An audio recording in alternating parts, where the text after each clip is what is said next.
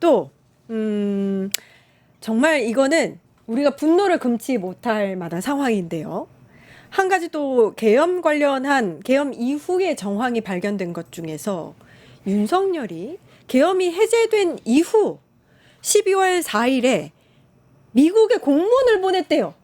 이 계엄은 합법적이고 내가 왜 계엄을 했는지를 설명하는 거를 미국의 대통령 측으로 보낸 거예요. 근데 제가 듣기로는 4일에 보냈습니다. 3일에 하고 해제된 뒤에 4일에 보냈는데 그 관련 공무원이 그걸 이제 거부했답니다. 보내는 걸. 그래서 계엄 이틀 뒤에 미국으로 닿았다고 해요. 결국에는 다른 방법을 통해서. 이거 어떻게 보셨어요? 아니 일단 이 공문이 바이든 행정 나름 친밀을 했습니다. 바이든 행정부에도 보내고 그리고 그때가 트럼프 당선자 당선인 시절이죠. 그래서 이 당선자에도 보내고 그래서 공문 총 두 장이 있는데 하나는 설명 요지고 다른 하나는 이 트럼프 당선자 측에 추가로 설명할 그런 요지가 적혀 있는 그런 문서라고 해요. 그러니까 우리가 볼 수 있는 건 얼마나 이 계엄에 내란에 정당성이 없다고 느꼈길래 이걸 미국에다가 구구절절 우리가 지금 그런 것이 아니고 여당 그때는 야당이었죠. 민주당과 이재명이 나쁜 놈들이고 뭐 재판이 어쩌고 예산이 어쩌고 뭐 이런 얘기들을 구구절절하면서 미국에 공문을 보냈다는 거 아닙니까? 예. 그러니까 자기들이 너무 지금 말도 안 되는 상황을 벌였다는 것을 하나 증명할 수 있다는 것 같고 그리고 두 번째로는 이게 지금 세간에서 이야기하는 것처럼 미국에 이렇게 공문을 보내고 뭔가 거기에서 정당성을 획득을 하는 그 시간을 벌어서 그래서 또 제2의 뭐 자기 그렇죠 계엄과 자기 직위를 유지하려는 그런 시도를 한 것이 아닌가라고 지금 추측을 하고 있는 것인데 저는 또 제기하고 싶은 문제는 그거예요. 이게 지금 상급 비밀로 엮여 있어서 정확한 내용을 아직까지 파악을 못하고 있는데 그러면 상급 비밀로 묶어놓은 것이 과연 이 공문만이었을까? 아, 더 많을 것이다. 그럼요. 이 내란을 준비하고 그리고 이 이후를 본인들이 또 정당화하려는 그런 노력의 비밀 문서들이 또 얼마나 끝도 없이 나올 것인가. 이것도 좀 자세히 들여봐야 되지 않겠습니까? 예. 그러니까 이게 특검을 통해서 반려하는 건 사실 핵심적으로 이제 군 관계자 그리고 지금 국무위원 그리고 이런 걸로 중심이 되어 있는데 이 만약에 계엄이 정말로 이후에도 이렇게 됐다라면 사실은 행정의 영역에 있었던 사람들 그리고 당시 대통령실에 있던 사람들 그다음에 국가안보실과 관련된 사람들까지 다 여기에 깊숙이 관여되어 있더라는 걸 우리가 밝혀야 되는 겁니다. 그러니까 이 저는 되게 엄중하게 봤던 게 뭐냐면은 분명히 국회에서 계엄을 해제했는데도 이런 공문을 보냈고 그 과정에서 여러 사람 예를 들면 뭐 장관이라던가 안보실 차장이라던가 안보실장이라던가 이런 사람이 관여되어 있다면 이 부분에 대해서는 특검까지 갈 필요도 없고 어떤 행정적 차원에서라도 별도 조직이 만들어져서 감찰하든 조사를 해야 된다라는 생각이 듭니다. 왜냐하면 저희가 이제 보면 알겠지만 특검이 만들어지고 또 특검 기간도 제한적이고 영장 발부받는 것도 너무 어렵잖아요. 시간이 가면 갈수록 더 많은 진실은 맞아요. 사라질 거고 그리고 그때 가담했던 사람들이 공조직에 남아있을 가능성이 있기 때문에 이 부분에 대해서는 아마 행정 차원이라든가 감찰을 통해서라도 조속한 조치가 좀 필요하다라고 근데 봅니다. 이게 얼마나 이상한 일이냐면 그때 당시의 뉴스를 좀 보면 네. 커트 캠벨 미 국무부 부장관 그 사람이 공개 석상에다가 계엄 선포를 관련해서 윤 대통령의 심한 오판이다. 매우 오판이다. 불법적이다라고 예. 했고 그리고 토니 블링컨 국무장관도 깊은 우려를 표명한다. 이렇게 말을 하기도 했단 말이에요. 그러니까 이 굉장히 우리가 안보로 엮여 있는 한 미간에 주요 인사들이 이렇게 말을 할 정도로 미국에서는 굉장히 심각하게 받아들이고 있었는데 뒤에서 이런 공문을 보내려고 하는 것 자체가 했던 것 자체가 너무 이상하고 그리고 또 그 당시에 또 다시 살펴보면 그때 뭐 일본과의 정상회담도 앞두고 있었고 스웨덴 5일인가요? 5일날 정상회담 앞두고 있었는데 그것도 취소됐고 심지어 그때 누구였죠? 키르기스탄 대통령이 한국에 와 있었는데도 이 계엄을 일으켰다는 거 아닙니까? 그러니까 막 정지가 됐었죠. 그렇죠. 아예. 뭐 내치든 외치든 정말 엉망진창으로 만들어 놓고 지금 미국에다가 우리의 계엄의 정당성을 공문으로 보내는 것을 고심을 했다는 것 자체가 얼마나 코미디입니까? 지금 댓글에 트럼프가 자기를 구해줄 거라 믿은 배경이 저거구나. 저 이게 핵심이라고 생각해요. 그러니까 이거는 이 공문 보낸 건 미국에 도움 요청한 거거든요. 여론전도 필요하지만 또 그 외적인 부분에서 어떤 도움을 바란 게 아닌가 이런 생각도 들더라고요. 그러니까 그 추가 설명 요지에 트럼프 당선인 측에 이런 걸 강조했다라고 합니다. 자유민주주의에 대한 신념, 기독교적 가치관에 입각해 대한민국을 운영하려 노력해왔다. 저는 이제 이 기독교적 가치관이라는 걸 읽으면서 예전에 한번 트럼프 측에서 기독교인에 대한 부분 그리고 뭐 이런 부분에 대한 좀 문제제기성 발언이 나와서 이재명 대통령을 통해서 이제 우리가 해명을 잘 한 바 예. 있잖아요. 그러니까 일부 기독교 극우 세력을 통해서 미국도 있잖아요. 지금 이렇게 연결선을 만들고 계속 트럼프에게 줄을 대려고 한 게 아니라 상당히 좀 의심스러운 부분이 있고요. 제가 우려스러운 부분은 뭐냐면은 이런 세력이 아직도 남아서 혹시나 그런 데에 기대를 걸면서 계속 선동을 하지 않을까. 근데 다행인 것은 이번에 한미 정상회담을 보면 트럼프는 윤석열의 이응도 예. 관심이 없다라는 겁니다. 이응도 관심이 없다. 전한길 같은 자가 미국에서 아무리 떠들어도 또 트럼프 이제 그 방한을 할 때 트럼프한테 그러잖아요. 윤석열한테 가가지고 항공모함을 면회를 보내준다고, 하라고 네. 항공모함 전혀 일도 이렇게 타격이 없죠. 아니 예. 근데 그때 그냥 혼자 재밌었는데 윤석열이 한참 재판에 불출석하다가 트럼프가 한국에 온 날 출석을 했어요. 그래서 뭔가 그거 뭐야? 트럼프 이러려고 나왔나 마주치려고 이런 그런가? 생각을 잠깐 했었습니다. 그렇군요. 네. 예.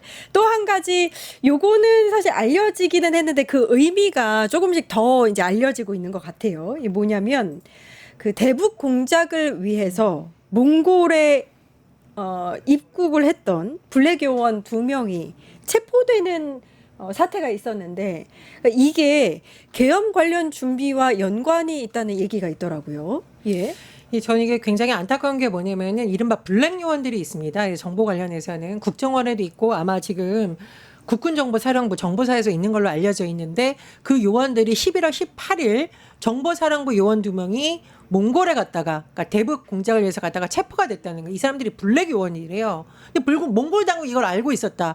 근데 이게 왜 이러냐라고 살펴봤더니 그 전에 11월에 잡힌 거고 그 전에 6월 달에 정보사 소속 국무원이 중국 정보기관으로 추정되는 사람에게 내부 기밀을 빼돌리다 적발됐는데 그 안에 블랙 요원에 대한 신상 정보부터 해서 다 그런 게 들어가 있었다는 겁니다.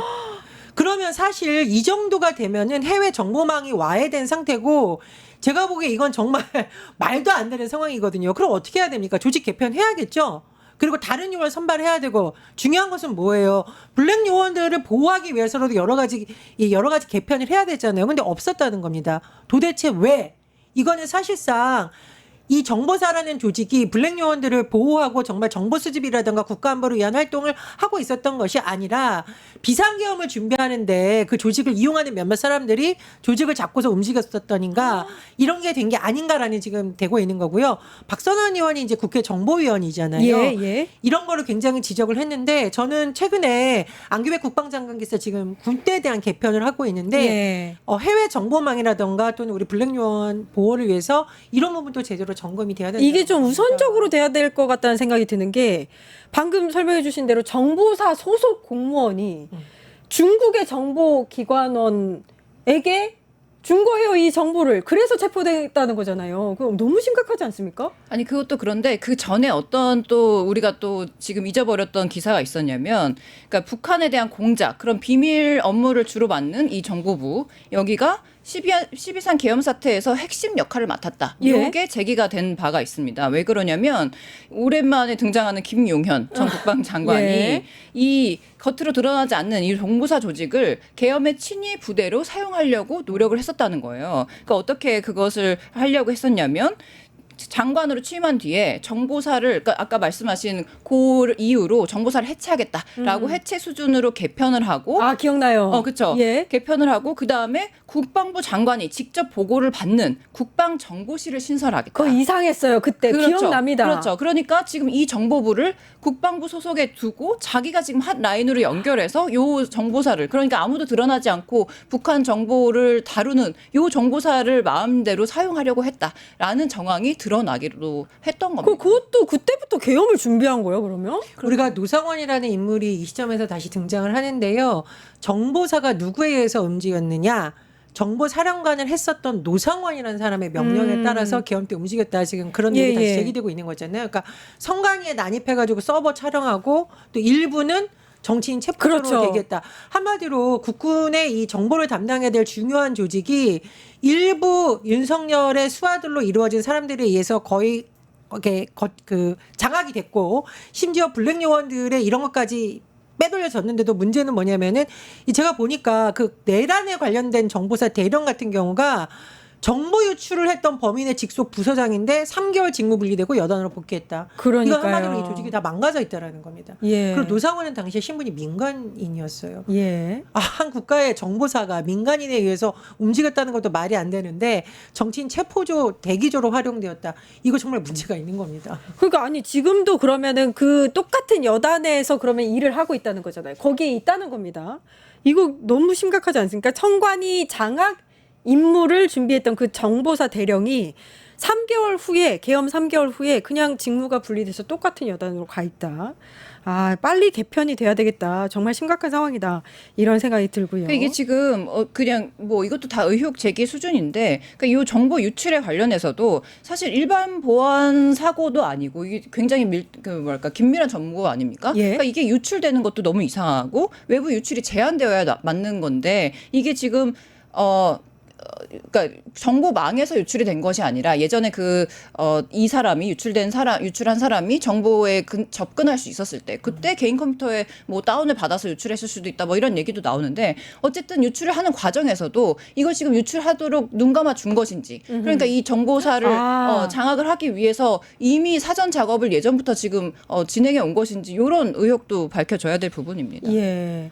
지금 이 상황이 완전히 해소됐다고 보여지지 않는 거잖아요. 그렇죠? 그렇죠. 최근에 그 정보사와 관련한 사무실 이전 시도가 있었다. 맞네요. 직기제를 빼냈다 이런 의혹이 있었는데 이게 문제는 뭐냐면은 당시에 어떤 일이 있었는지 증거인멸하려는 방법이 아니냐. 굉장히 의심스럽다는 겁니다. 그래서 제가 보기에 이거는 정보와 관련된 우리 그렇죠. 조직에 대해서 전반적인 점검이 국가기밀이 필요하다. 달려 있는 건데. 당연하죠. 지금 북한 내에서 활동하고 있는 인물들에 대해서도 정보가 유출됐다 이런 의혹이 있는데요. 그럼 누가 나라를 위해서 이런 임무를 수행하겠습니까? 이건 정말 심각한 너무 문제입니다. 찝찝합니다. 아니 이거 그것도 좀, 또 하나 지적하고 싶은 건 뭐냐면 지금 특검이 윤석열의 외환죄 관련해서 3가지를 주목해서 파고 있는데 첫 번째로는 평양기 무인 침투 사건 이거 진짜 심각하죠. 예, 심각합니다. 박수를 치고 좋아했다. 이거 기억나시죠? 예. 그다음에 무장 헬기를 NLL 위협 비행 작전을 했다는 그렇죠. 거. 그리고 마지막이 요 정보사가 몽골에서 북한 정보원과 접선하는 그러니까 북한을 동원해서 어떤 일을 벌이려고 했다는 그런 의혹에 제기된 그렇죠. 가운데 지금 이 나오는 것인데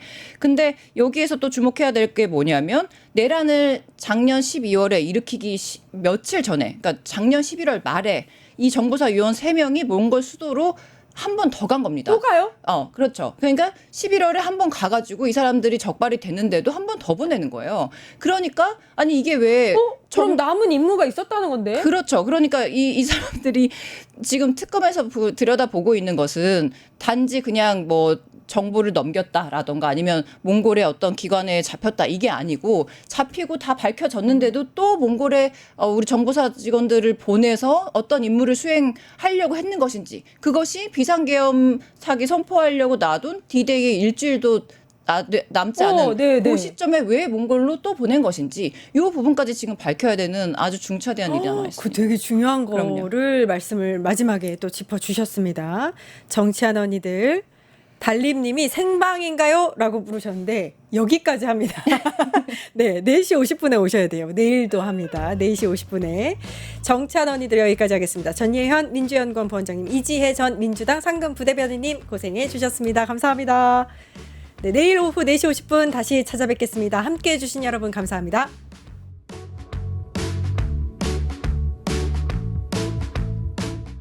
유튜브 구독하고 실시간 채팅과 댓글을 남기시면 매일매일 7,000TTCO를 드립니다. 참여 방법은 통통물 어플을 다운로드하고 회원가입과 로그인을 해주세요. 마이페이지에서 나의 회원 고유 번호를 복사해주세요. 유튜브 구독 후 실시간 채팅이나 댓글창에 고유 번호를 한 번만 입력하면 준비 끝! 지금 유튜브 채팅과 댓글 쓰기 참여하고 7,000TTCO 받아가세요.